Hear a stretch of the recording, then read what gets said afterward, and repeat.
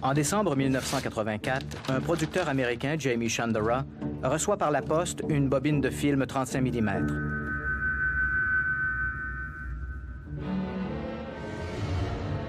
Une fois développée, la pellicule révélera 8 pages d'un document évoquant la création, dès 1947, d'une organisation occulte mandatée pour gérer toute information relative aux ovnis. Depuis plus de 50 ans, cette organisation ultra-secrète aurait été l'un des rouages d'une vaste conspiration planétaire pour censurer la réalité des visites extraterrestres. Nom de code de ce groupe d'élite, Majestic 12 ou MJ-12.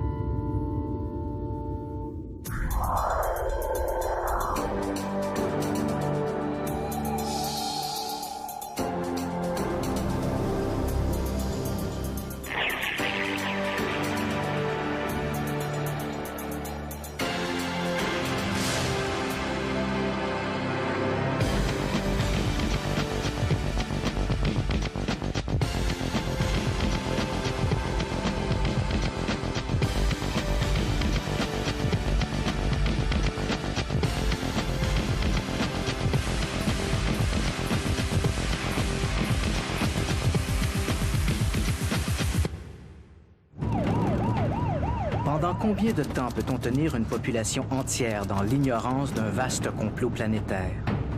Un petit groupe de gens peut-il, à lui seul, maintenir le secret sur des enjeux mondiaux? Où s'arrête la désinformation et où commence la conspiration? Aux États-Unis, où les soucoupes volantes ont été pendant plus de 20 ans l'objet d'enquêtes officielles menées par l'armée de l'air, le Pentagone affirme que rien ne justifie la poursuite des enquêtes, que toutes les informations colligées sont maintenant accessibles et qu'en matière d'OVNI, il n'y a rien à cacher. Cette affirmation est loin de faire l'unanimité. De fait, par des démarches juridiques, des ufologues américains ont forcé plusieurs agences du gouvernement comme la NSA, la CIA ou la FBI à rendre public des centaines de pages de documents dont elles niaient pourtant l'existence. Si l'on ajoute à ces mensonges toutes ces rumeurs concernant la récupération d'épaves d'OVNI ou l'existence d'inquiétants hommes en noir, le scénario d'une politique de censure globale apparaît de moins en moins fantaisiste. Mais justement, que valent ces rumeurs? En 1989, un certain Robert Lazar va déclencher les plus folles spéculations concernant des installations militaires secrètes dans le désert du Nevada, la mythique Zone 51. Alors Robert Lazar est un personnage assez critiqué, même extrêmement critiqué. C'était un jeune physicien qui a fait un témoignage assez sensationnel racontant qu'il avait séjourné quelque temps, pas très longtemps d'ailleurs, sur une base ultra secrète souterraine dans la région de Groom Lake, alias la zone 51, qui se trouve au nord de Las Vegas. Et il a raconté qu'on l'avait embauché quelque temps là pour étudier des ovnis récupérés. Je crois qu'une des affirmations les plus controversées est celle de Bob Lazar. Il se prétendait physicien nucléaire et affirmait avoir été amené dans une base secrète à 15 000 au sud de Groom Lake pour y travailler à l'étude d'une partie du système de propulsion d'un véhicule extraterrestre. Malheureusement, les prétentions de Lazar n'ont aucun sens. Il n'a aucun diplôme d'aucune sorte en physique nucléaire. Et quand Stanton Friedman lui a posé des questions de base sur la physique, des questions simples que l'on retrouve dans des manuels de niveau collégial, il a été incapable d'y répondre. Mais Lazar n'a pas que des problèmes académiques. En 1990, il est arrêté et condamné pour proxénétisme. Dans le domaine de l'investigation, on dit souvent qu'une information n'a que la valeur de sa source. Or, la crédibilité de Robert Lazar est plutôt discutable. Par contre, force est de reconnaître qu'il se passe de drôles de choses dans la zone 51. On ne compte plus les films d'amateurs tournés près de Groom Lake et montrant des objets lumineux aux manœuvres aéronautiques surprenantes. Mais ces objets sont-ils le fruit d'une technologie extraterrestre? Depuis sa construction en 1954, suite à une entente entre la CIA et le géant de l'aviation Lockheed, les installations de Groom Lake ont servi au développement d'avions secrets, comme le U-2, le SR-71 Blackbird, et les appareils furtifs comme le F-117A et le bombardier B-2. Aujourd'hui, avec l'utilisation de plus en plus répandue d'appareils sans pilote, les UAV, pour Unmanned Aerial Vehicles, des engins capables de performances jadis impossibles à réaliser avec des avions conventionnels, il est légitime de s'interroger sur la nature des objets observés au-dessus de la zone 51.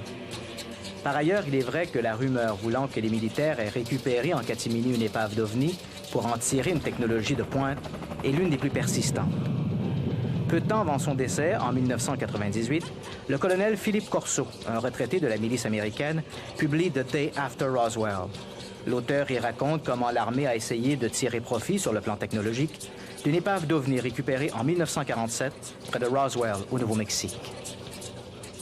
Son histoire à lui, c'est qu'il aurait, à un moment donné, il se serait vu confier par son chef au Pentagone, le général Trudeau, quelques débris qui étaient conservés dans un placard de l'armée de terre. Et je souligne ça parce qu'il semble que c'est l'armée de l'air et peut-être la marine qui ont dirigé ces opérations secrètes. L'armée de terre était un petit peu en retrait. Ils ont peut-être voulu jouer un rôle à ce moment-là, à leur manière. Et Trudeau lui aurait confié au colonel Corso des débris pour essayer de les exploiter. Et il est allé, ils ont eu l'idée d'aller les offrir très secrètement à un certain nombre de laboratoires en leur disant « Faites ce que vous voulez avec, déposez des brevets si vous pouvez essayer de vous en servir ». Parmi les objets développés à partir d'artefacts extraterrestres, il y aurait notamment le transistor. Hélas, une vérification auprès du Bureau des brevets prouve que le développement des semi-conducteurs avait commencé bien avant l'affaire de Roswell. Mais que cela ne tienne. Le scientifique français Jean-Pierre Petit, l'un des principaux chercheurs sur la propulsion magnéto-hydrodynamique, ou MHD, adhère lui aussi à ce scénario de la technologie extraterrestre recyclée. Dans son plus récent livre, OVNI et armes secrètes américaines, le scientifique raconte comment, lors d'un congrès sur la propulsion avancée, certains de ses homologues américains se seraient laissés aller à des confidences pour le moins surprenantes. Quand j'ai discuté avec ces scientifiques américains, ils ont été relativement bavards. Ils ont avoué qu'ils avaient récupéré une épave de navette hypersonique, pas un engin qui fait les voyages spatiaux à Roswell en 1947. Donc c'est à partir de là, ils ont disposé de la preuve concrète que ça existait. Et à ce moment-là, en haut lieu, on a pris la décision suivante. On ne va pas recommencer comme avec la bombe atomique. Je veux que tout ça, ça reste complètement américain. Donc vous allez désinformer. Ça a magnifiquement fonctionné. Et en particulier, il y a quelque chose d'extraordinaire, c'est la MHD a disparu, elle a sombré comme un navire. Au début des années 70, elle a disparu complètement. Mais en Amérique, on a développé ça dans l'Air 51, dans les sous-sols et dans des laboratoires ultra secrets. Je suis allé à Berkeley faire un exposé en 87, invité par mon ami Tony Oppenheim dans le département de mécanique des fluides de Berkeley. Et au fond, il y avait un professeur qui s'appelait Kunkel, qui n'arrêtait pas de s'agiter. Même âge, 70 ans. Et à un moment, Oppenheim dit à Kunkel, mais pourquoi est-ce que vous vous tenez aussi mal pendant ce séminaire? Et Kunkel dit, écoutez, je suis très gêné parce que dans tout ce que raconte ce Français, il y a beaucoup d'idées qui sont actuellement étudiées de manière très intensive dans certains laboratoires secrets aux États-Unis, dont le Lawrence Livermore Laboratory. Mais chez nous, c'est tellement secret que je ne suis même pas autorisé à en parler. C'est-à-dire qu'il voyait un Français expliquer ça à des étudiants de deuxième année, comme ça, en toute liberté, alors qu'aux États-Unis, c'était hyper secret. Donc ça a été la petite bavure. C'est pour ça que ces Américains se sont amusés, parce que, comme me disaient ces gens à Brighton, nos secrets militaires sont dans vos bandes dessinées. Mais pour être honnête, il faut dire que ces informations sur la MHD ne sont pas les seules révélations faites au professeur Petit. Au gré de ces rencontres, le scientifique aurait également appris que les Américains disposaient d'une torpille capable de filer à 3000 km/h et d'un avion hypersonique satellisable. Qui plus est, les États-Unis auraient déjà envoyé des missions habitées sur Mars, des informations que le scientifique endosse sans la moindre réserve. Et si Jean-Pierre Petit avait été victime d'une manœuvre de désinformation, comme celle que l'on prête au mystérieux homme en noir? Parmi les dossiers chers aux amateurs de conspiration, il y a l'étrange affaire des hommes en noir, une affaire née dans des circonstances plutôt nébuleuses. Alors dans les années 50, à côté des ufologues, donc, qui ont les groupes, on va dire, mainstream sérieux, sur les sérieux, bon, c'est compliqué de qualifier les groupes comme ça, mais ceux qui se considèrent comme sérieux et qui publient les ouvrages qui sont à l'origine du mouvement général, quoi. Il y a tout un tas de petits groupes plus folkloriques qui vont naître. Et parmi ces groupes, il y a différents personnages dont on va se souvenir, notamment Gray Barker. Alors Gray Barker était un Américain qui a commencé à s'intéresser aux soucoupes volantes au début des années 50 et qui rentre en relation avec un petit groupe donc sur la côte Est, qui est dirigé par un ufologue qui s'appelle Albert Bender. Et donc ça fait partie de tous ces petits groupes qui sont nés à cette époque-là. C'est-à-dire que dans la foulée de l'article de Keogh et des vagues d'articles comme ça qui paraissent dans la grande presse, il y a tout un tas de personnes qui vont se dire « moi aussi ça m'intéresse » et je fais mon groupe, je fais mon fanzine, je publie mes livres, enfin assez rarement des livres, c'est plutôt des bulletins et autres. Et donc il y a tout un tas de petits groupes. Gray Barker donc, va entrer en relation avec un de ces groupes qui dit avoir des tas de correspondants partout sur la planète et tout. C'est-à-dire que chaque fois que quelqu'un leur écrit, il devient correspondant, donc ça va très vite. Et ce qui se passe, c'est que ce groupe va connaître une trajectoire assez particulière, puisque son président, donc Al Bender, va, du jour au lendemain quasiment, cesser toutes ses activités. Pour ses amis, c'est très mystérieux, ils se demandent ce qui se passe. Et il raconte avoir reçu la visite de 3 hommes en noir mystérieux, c'est-à-dire des personnages qui lui ont dit d'arrêter de s'intéresser au sujet, qu'il s'était trop approché de la vérité, qu'il devenait dangereux, et qui lui ont donc intimé l'ordre de cesser de s'en occuper. Et ces personnages étaient vêtus de noir, chapeau mou, conduisaient une Cadillac, enfin bon, tout un stéréotype qu'on va retrouver, puisqu'on le connaît bien maintenant avec le film Men in Black. Et c'est la première histoire d'Homme en noir. Et Gray Barker va, contrairement à Bender, ne va pas arrêter de s'intéresser au sujet, et il va enquêter sur cette histoire. Et en 1956, il publie ce livre, donc, qui s'appelle « Ils en savaient trop sur les soucoupes volantes », et qui est le premier livre qui a vraiment lancé ce thème. Alors depuis, c'est un thème qui est connu de la culture ufologique, qui a longtemps été marginal, parce que pour beaucoup d'ufologues, ce n'était pas quelque chose de très sérieux, ces histoires d'hommes en noir, c'était, une partie qui n'était pas très reluisante à côté de l'idée que les ovnis sont un sujet sérieux, scientifique et tout, ça ne faisait pas très, très sérieux. Mais le thème s'est imposé et maintenant il est connu du public de façon générale, puisqu'Hollywood s'en est emparé. Dans son ouvrage, Gray Barker laisse sous-entendre que les hommes en noir pourraient être des agents du gouvernement et en particulier du FBI. L'affaire ne passe pas inaperçue. En janvier 1959, le Bureau fédéral des enquêtes informe ses agents de Chicago qu'ils souhaitent obtenir une copie du livre de Barker, « They Knew Too Much About Flying Saucers ». Après vérification, les hommes d'Edgar Hoover concluent que le FBI n'a rien à voir avec les déboires d'Albert Bender. S'agirait-il alors d'une pure invention? Gray Barker publie son livre en 1956, donc ils en savaient trop sur les soucoupes volantes. Et pendant les années qui ont suivi, tous les ufologues vont faire le siège du domicile d'Al Bender pour connaître sa version des faits. Et l'autre va rester silencieux. Il ne va rien dire, il n'intervient pas. Je crois qu'en 58 ou 59, il publie un article qui est soi-disant des révélations, mais en fait, il ne révèle rien dedans. Il se contente de raconter qu'on l'a embêté depuis des années pour connaître... Mais en 62, il publie un livre, effectivement. En fait, c'est Gray Barker qui publie le livre. C'est un manuscrit de Bender qui raconte sa propre version des faits.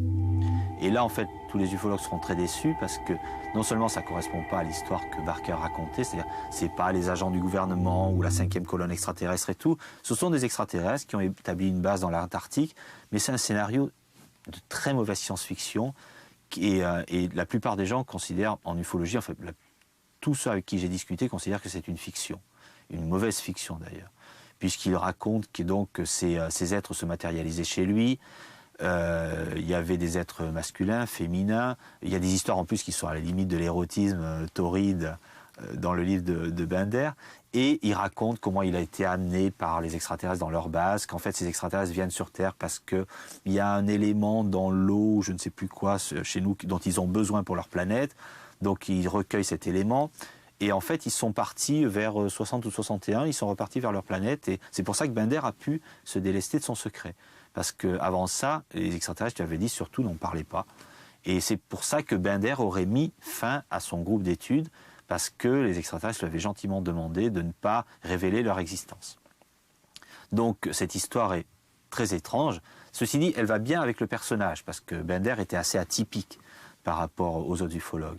Mais Barker lui-même, dans le bouquin, dans les notes qu'il a rajoutées, puisqu'il a dû réécrire le manuscrit qui était, semble-t-il, assez mal écrit, il a rajouté des notes. Barker lui-même, qui pourtant en avait vu d'autres, avoue qu'il avait du mal à croire à cette histoire. Donc c'est un aspect qui est devenu assez marginal de la culture ufologique, même si finalement on en parle souvent plus que du reste des dossiers. Il faut dire qu'au-delà du mythe créé par le duo Barker et Bender, la littérature ufologique abonde d'histoires d'hommes en noir. Dans les années 60, il semble être partout. En 1967, l'US Air Force, qui prend l'affaire au sérieux, va même jusqu'à émettre une note informant son personnel que des gens vêtus en civil et prétendant appartenir à un corps d'élite de la NORAD visiteraient des témoins du phénomène OVNI pour leur demander de ne rien dire de leur observation. L'Air Force précise que ces visiteurs sont des imposteurs et que tout officier ayant eu vent de telles activités doit immédiatement en informer ses supérieurs.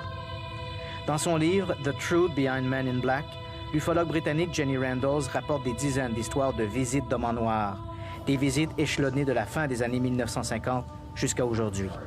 Mais si les MIB ne sont pas des agents à la solde de quelques agences gouvernementales secrètes, qui sont-ils? Je suis très intéressé par les prétendues histoires des hommes en noir.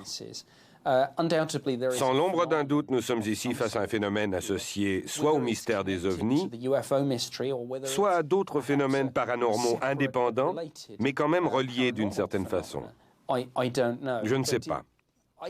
Mais j'ai tendance à croire qu'il y a deux explications plus communes pour tous ces phénomènes.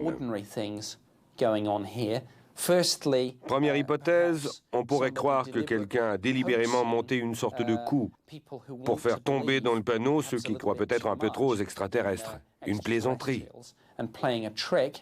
Deuxième hypothèse, on pourrait avoir affaire à des gens qui aiment se déguiser et faire semblant qu'ils sont des agents secrets.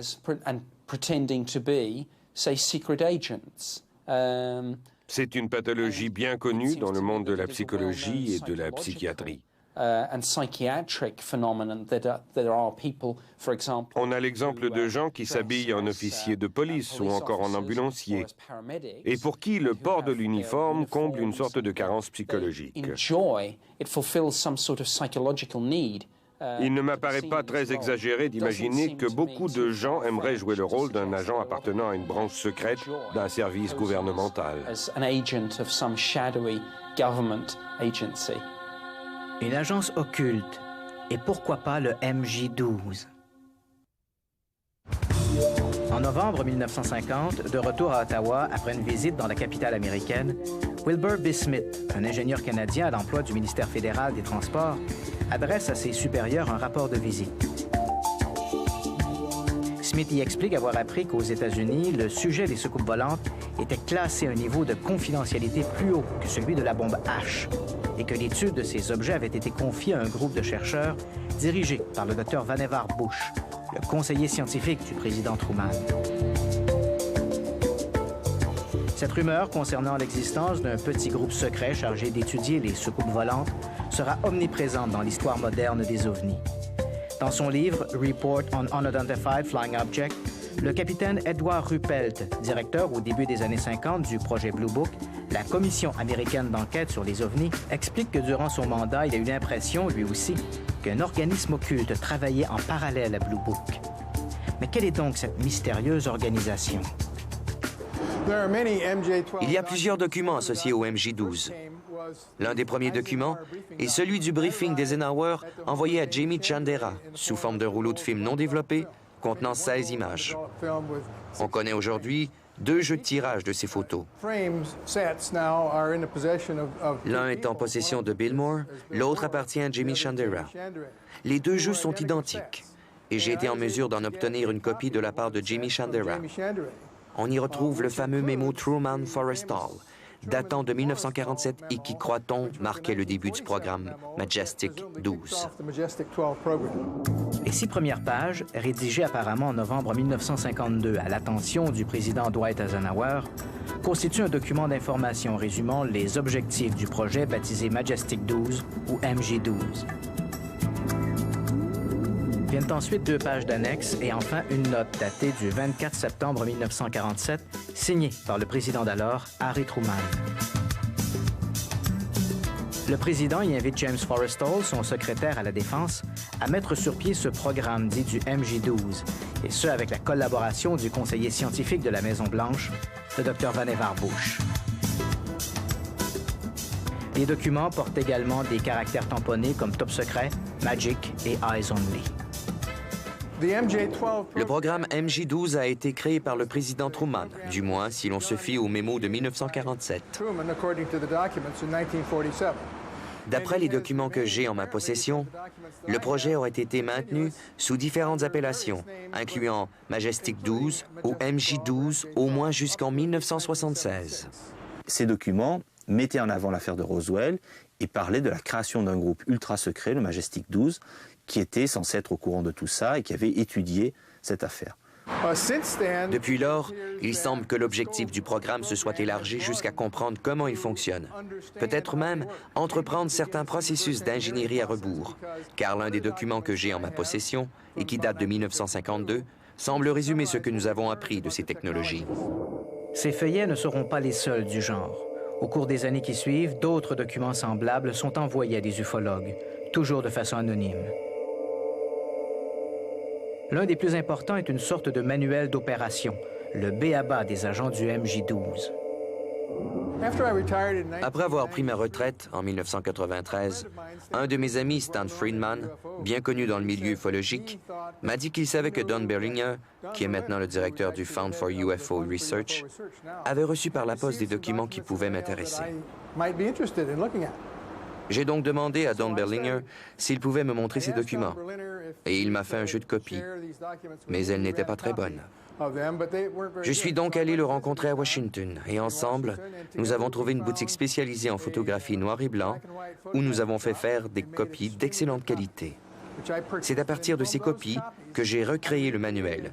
Un manuel destiné aux forces d'opération spéciales, SOM 101, et qui s'avère être un mode d'emploi dans lequel on explique aux militaires sur le terrain comment récupérer un ovni écrasé, comment détourner l'attention du public et où expédier les cadavres et le matériel.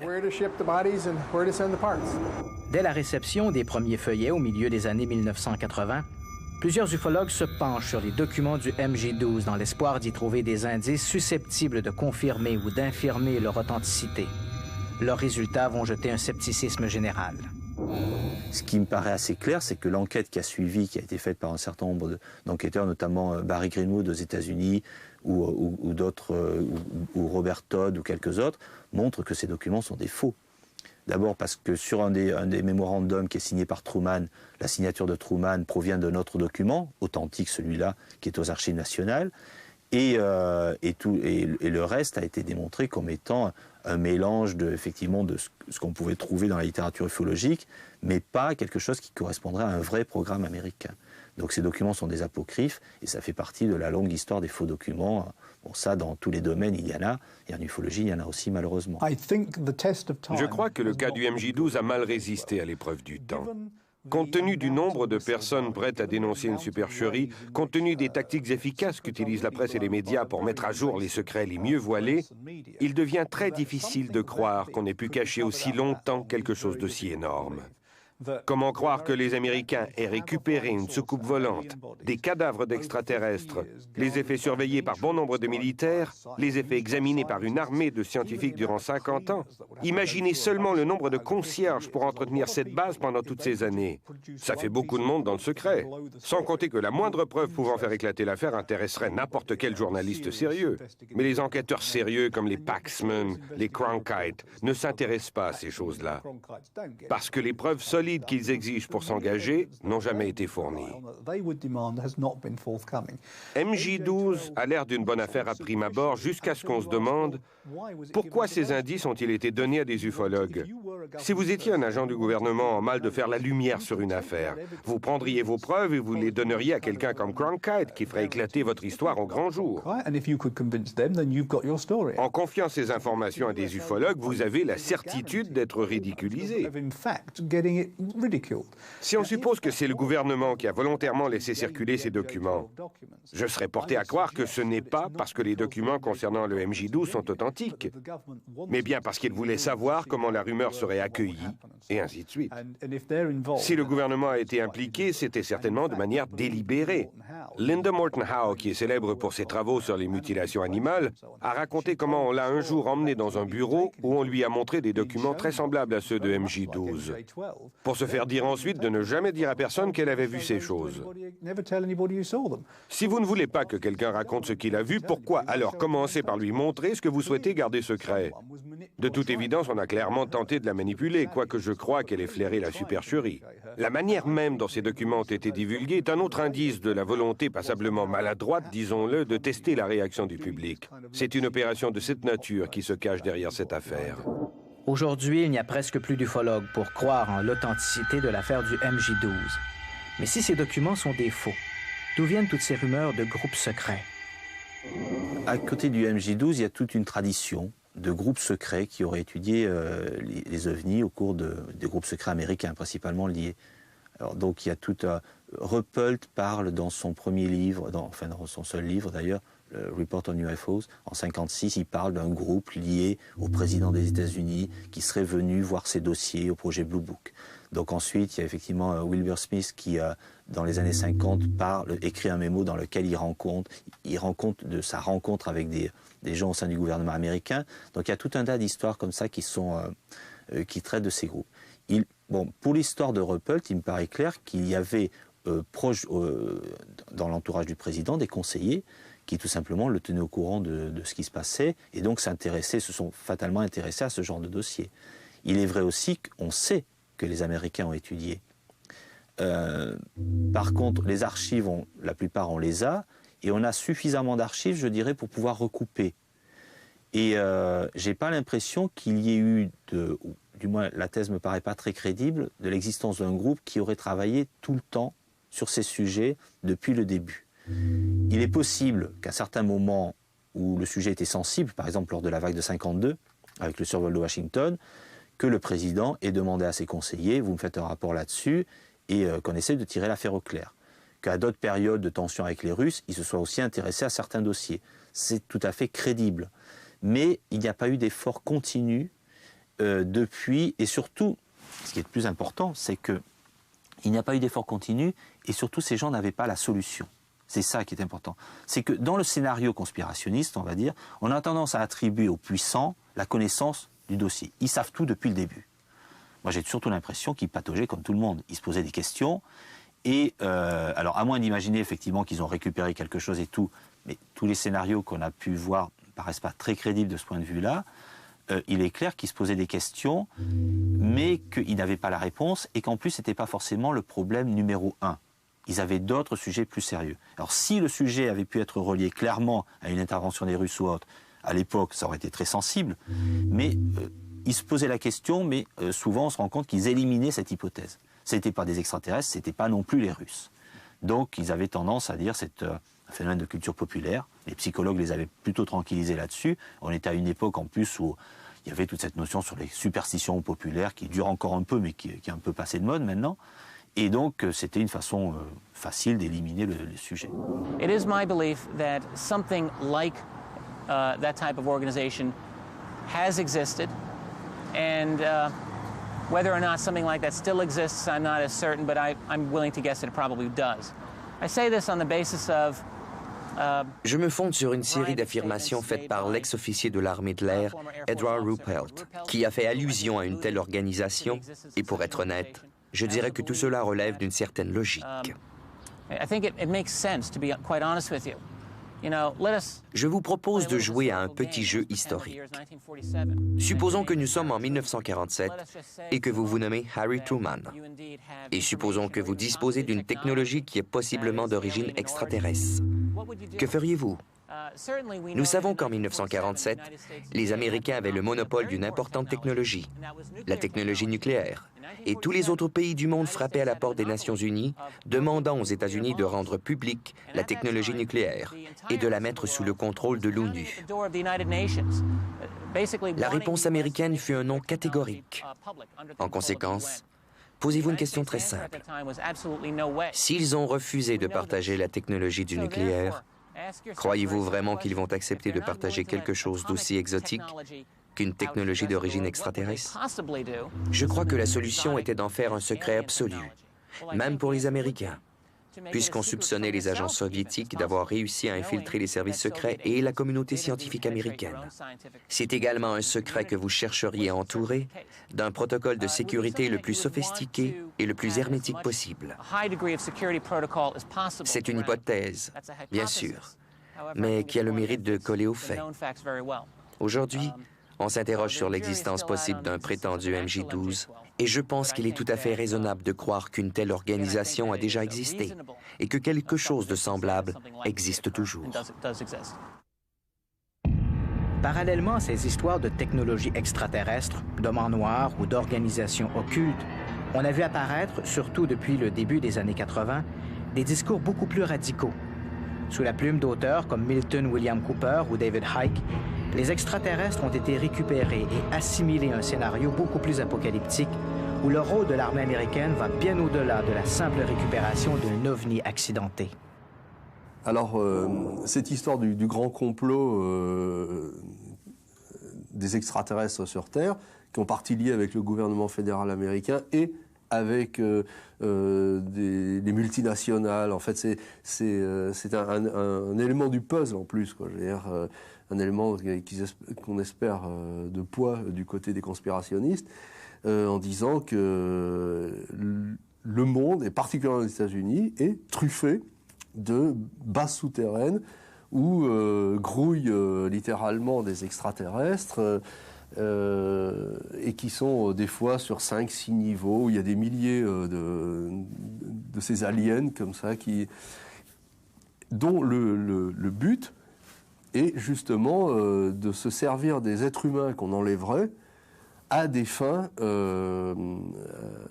soit de reproduction, soit de mélanger les races pour avoir des êtres qui puissent s'adapter, passer inaperçus dans la population. Moi, j'ai rencontré des gens qui sont convaincus par ça, qui sont des gens absolument charmants quand on ne parle pas de ça, et puis qui deviennent, qui atteignent un niveau de paranoïa extraordinaire quand ils sont convaincus que l'ennemi est partout. C'est ça, les oreilles. Il y a des oreilles dans les murs, quoi. Il y a des yeux partout, et surtout, il y a pire que tout, une infiltration venue d'ailleurs. Et avec l'accord des gouvernements et de la grande puissance internationale financière.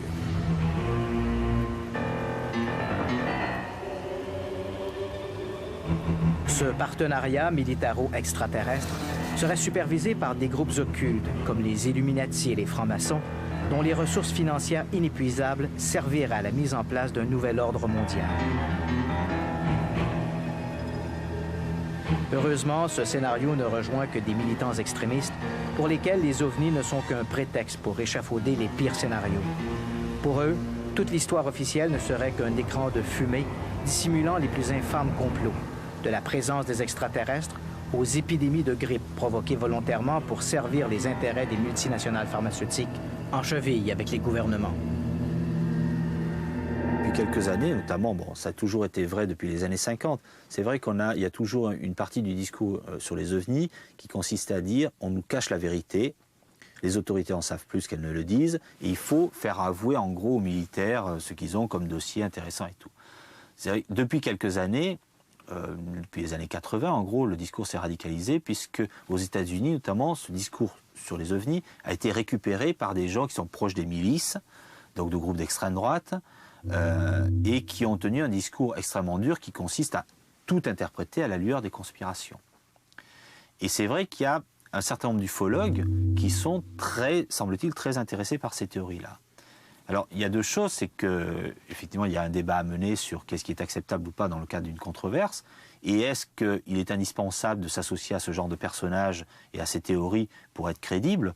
J'ai l'impression que c'est pas forcément... C'est comme si, pour faire de la politique en France, il fallait forcément passer par le Front National. Ça n'est pas une perspective très réjouissante. Les discours extrémistes risquent effectivement de nuire très fortement au très peu de crédibilité qu'a déjà l'ufologie. Je crois que certaines personnes sont au fond dans une fuite en avant. Il y a un moment, ils atteignent un point de non-retour et leurs croyances se déconnectent de plus en plus de la réalité. Si les ovnis de la zone 51 risquent d'être davantage des prototypes téléguidés plutôt que des engins extraterrestres, si les histoires d'hommes noirs relèvent beaucoup plus du mythe que d'une véritable organisation de censure, et si l'existence d'un groupe comme le MJ-12 demeure très incertaine, que reste-t-il de ce scénario de la conspiration planétaire? Entre la position des rationalistes qui décrivent les gouvernements comme des modèles de transparence et les secoupistes zélés, pour qui la publication de tout nouveau document officiel est un jalon de plus dans le grand complot de la conspiration, il existe un discours plus rafraîchissant et plein de bon sens. Nous avons l'impression que le gouvernement trempe dans une opération de camouflage. Mais nous savons tous que nos gouvernements, tant canadiens qu'américains, peuvent très difficilement tenir quelque chose secret. En particulier lorsque ce secret devient une sorte de patate chaude politique. Dans l'affaire Clinton-Lewinsky, par exemple, les détails les plus intimes de leur relation ont été révélés au monde entier. Et il en va de même d'une foule d'autres secrets qui ont éclaté au grand jour. Si le gouvernement garde le secret sur les ovnis, c'est certainement le secret le mieux gardé de l'histoire. On entend des rumeurs à l'occasion, mais rien ne transpire vraiment. Personnellement, je crois que si le gouvernement avait fait des études sur le sujet et accumulé des tonnes de documents, s'ils avaient trouvé quelque chose d'intéressant dans le phénomène, ils auraient déployé des ressources très importantes pour l'étudier. Or, en 50 ans, on l'aurait su. Il y aurait eu des générations de scientifiques à travailler sur le sujet, des générations et des générations de politiciens, sous 11 administrations présidentielles différentes aux États-Unis mêlées à l'affaire. Tout cela aurait pris une incroyable expansion avec toujours plus de gens impliqués au fil des ans, et nous aurions fini par le savoir. Le problème avec la théorie de la conspiration, c'est que le démenti définitif n'existe pas. Chaque fois que le gouvernement dit non, c'est faux, son intervention est interprétée comme une opération de camouflage. Ce n'est pas de la falsification, c'est simplement qu'il est impossible de prouver qu'une telle chose n'existe pas. Quels que soient les arguments avancés, ils serviront toujours la théorie de la conspiration. Alors j'invite mes collègues à faire preuve de la plus grande prudence avec ce sujet. À travers tous mes contacts et toutes les recherches que j'ai pu faire avec un grand nombre d'ufologues dans divers pays, parce que j'ai eu la chance, pour des raisons professionnelles, de voyager énormément à travers le monde, et j'en ai donc profité pour joindre l'agréable à l'utile, c'est que je ne suis toujours pas persuadé de la fameuse grande conspiration mondiale des gouvernants. Que les gouvernements aient caché au cours des 50 dernières années un certain nombre d'enquêtes, de rapports et de conclusions, pour moi cela ne fait aucun doute, mais je pense simplement que ces gouvernements faisaient leur travail et que donc confrontés à un phénomène, ils ont fait une enquête, c'est normal, c'est pour ça qu'ils sont là. Que s'ils en ont conclu à l'époque que soit ils ne pouvaient rien en conclure, soit qu'ils étaient confrontés à quelque chose qui était toujours inexplicable, il était normal qu'ils n'avouent pas leur impuissance. C'est exactement le même principe que dans d'autres domaines. Quand le gouvernement français a gâché un certain nombre de milliards de ses contribuables, en général, il essaye de le cacher, il ne s'en vante pas. En matière d'OVNI, je pense simplement que les gouvernements, ne pouvant rien tirer de ce qu'ils ont eu, n'en ont pas parlé. Je ne crois absolument pas à une grande conspiration des petits gris ou des reptiliens avec le nouvel ordre mondial et les Illuminati de Bavière pour nous cacher la vérité en attendant de nous coloniser. Je crois qu'il y a des preuves que, jusqu'à un certain point, il y a camouflage. Je ne suis pas de ceux qui croient que nous sommes face à une grande conspiration bien orchestrée. Mais il y a, au sein des diverses agences de renseignement, des politiques de communication très inégales. C'est un sujet délicat. Lorsqu'on évoque le prétexte de la sécurité nationale, j'ai tendance à croire qu'on se réfère davantage à l'insécurité nationale. Certaines agences ont des budgets énormes et sont responsables de la protection de l'espace aérien, des systèmes de défense côtiers, et ils n'aiment pas trop dire publiquement « nous ne savons pas ». De toute évidence, nous ne sommes pas prêts à admettre que nous ne sommes peut-être pas seuls. 50% du public nord-américain craint que nous ne soyons pas seuls. 10% de ce même public rapporte des observations d'OVNI ou des contacts extraterrestres. De fait, au Canada, ce pourcentage est plus élevé qu'aux États-Unis. Il est inquiétant de penser que nous n'avons aucune certitude et que ces objets puissent se déplacer indépendamment de notre volonté. Si vous êtes un contrôleur aérien ou un astronome, les ovnis font partie du monde réel. Ils n'admettront pas sur le coup que ce sont des véhicules d'origine extraterrestre, mais ils représentent un problème fréquent avec lequel ils doivent se débrouiller. Les ovnis sont bien réels. Je ne sais pas ce que c'est, mais ils sont là. Et je vous dirais que la crainte de l'inconnu déteint sur ces personnes qui ne sont pas entraînées à traiter de ce sujet. Lorsqu'ils reçoivent une plainte, les officiels doivent y répondre et vous savez, ils font du mieux qu'ils peuvent. Au Canada, je n'ai pas vu de gouvernement en train de me cacher quelque chose. Je pense même que le gouvernement ne sait rien. Les militaires savent rien. Et les policiers savent rien. Et leur silence prouve qu'ils ne savent rien. Évidemment, nous, on l'interprète comme étant un gros secret qui nous est caché, mais ils sont mieux de garder le silence parce que c'est moins inquiétant pour la population, parce que nous, pendant qu'on croit qu'ils nous cachent quelque chose, c'est rassurant. Et on ne prend pas panique parce que notre ciel est bien gardé, hein, les militaires veillent sur nous. Puis en bas, ben, les policiers, ils surveillent ce qu'ils volent, là, mais ceux-là, ils marchent, les voleurs, c'est moins dangereux aussi. Alors, peut-être que c'est mieux comme ça. Mais je suis convaincu d'une chose, cependant. Il existe des militaires au gradé qui utilisent leur grade de la même manière que vous. Vous pouvez utiliser le photocopieur, puis le télétype, puis l'ordinateur au bureau où vous travaillez pour couper vos propres frais personnels et vous pouvez peut-être envoyer une coupe de photocopies ou de fax ou des trucs en Europe sur le dos de votre boss pour que ça vous coûte pas ça à la maison. Alors, le militaire qui a des grades peut très bien dire au petit sergent qui est en dessous, au caporal ou à lance-caporal, tu vas aller à la base là-bas au bout, à Saint-Hubert, parce qu'il y a un ovni qui atterrit là, puis tu vas aller faire une enquête, puis tu me ramèneras le dossier. Et tu poses pas de questions. Parce que moi, je suis colonel, puis toi, t'es Hans Caporal, puis t'as pas de questions à poser. Tu prends la Jeep, tu t'accompagnes et par un autre soldat et tu vas aller faire l'enquête. Peut-être que ces deux gars-là en bas, quand ils rentrent chez eux avec leurs femmes, peut-être qu'ils disent que « Hey, l'armée fait des enquêtes sur les ovnis parce que mon colonel m'a envoyé faire... » Et vous savez que quand les femmes entendent quelque chose chez les militaires, ils se parlent entre elles et il suffit que deux personnes soient au courant de quelque chose et puis ça fait le tour et la rumeur est lancée. Alors, je pense qu'à certains niveaux, dans les forces armées, quelles qu'elles soient, pas seulement chez nous, là, c'est partout dans le monde, il y a certainement des militaires qui utilisent leur position avantageuse pour personnellement cueillir de l'information. Mais ils ne sont pas mandatés pour le faire. Ils le font par intérêt personnel. Mais il n'y a pas personne qui cache quoi que ce soit là-dedans. Je ne crois pas que nous faisons face à une importante opération de camouflage. Si on nous cache quelque chose, c'est l'ignorance. Le gouvernement se dit peut-être que le phénomène est important, mais nous ne le comprenons pas encore. Et il ne faut pas l'admettre publiquement, alors quoi que nous fassions, nous allons rester discrets. J'ai entendu des rumeurs, j'ai même discuté avec des gens qui m'ont parlé de projets secrets ou de divers trucs du genre. Mais je n'ai jamais vu de preuves qui m'auraient franchement convaincu d'un camouflage.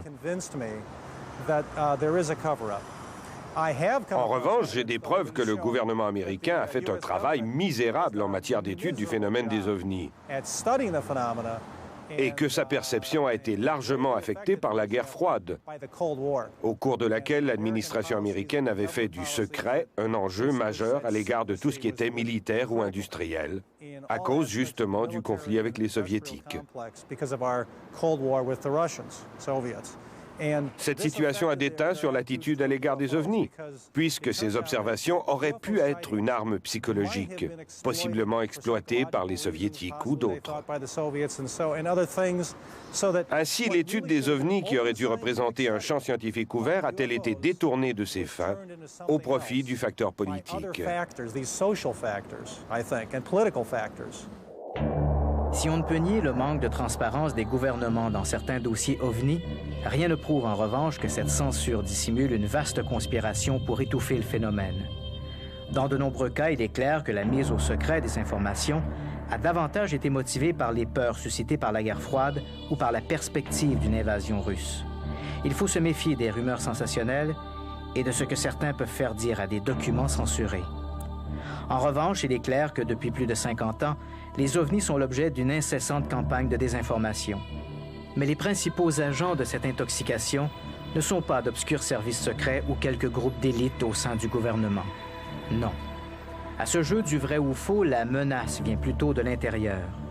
À force de faire l'apologie d'histoires sensationnelles, mais tout à fait invérifiables, les ufologues les plus zélés ont défiguré le sujet des ovnis, mieux que n'auraient pu le faire toutes les agences gouvernementales réunies. Avec un mépris inqualifiable pour la vérité factuelle et souvent un penchant immodéré pour l'appât du gain, ces militants n'ont pas hésité à travestir les faits ou à ignorer sciemment certains détails pour justifier leur engagement. Preuve qu'en matière de désinformation, on n'est jamais aussi bien servi que par soi-même. Et avec l'avènement d'Internet, il est certain, comme le disait si bien David Vincent, le héros de la mythique série Les Envahisseurs, que le cauchemar ne fait que commencer.